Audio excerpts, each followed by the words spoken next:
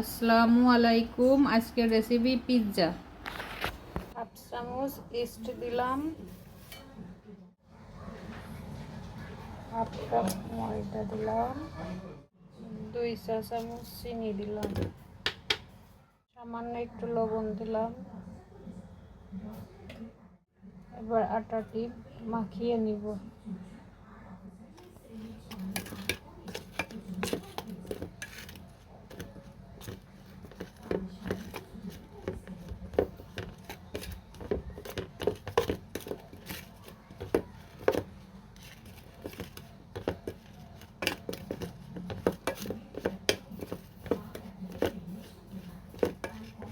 এবার সামান্য সয়াবিন তেল দিয়ে দেব।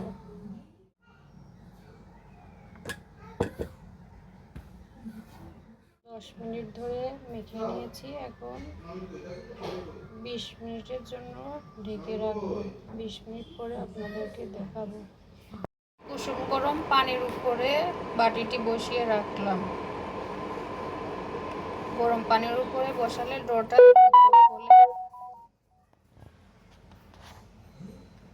20 মিনিট পর আবার ফিরে আসবো।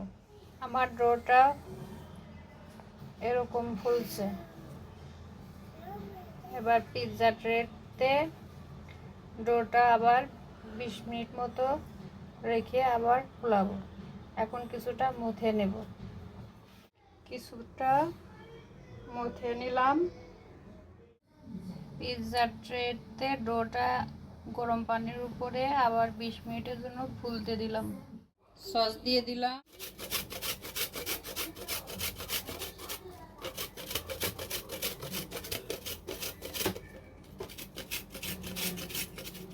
চিজ দিলাম, আবার কিছু পেঁয়াজ দিলাম।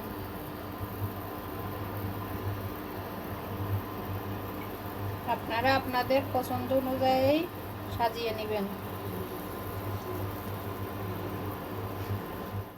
চুলার উপরে একটা ফ্রাই প্যান দিলাম।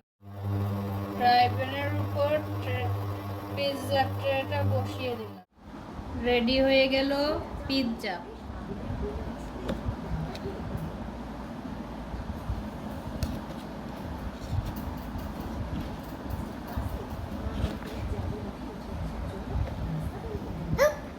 দেখেন পাউরুটিটা একেবারে পারফেক্ট হয়েছে।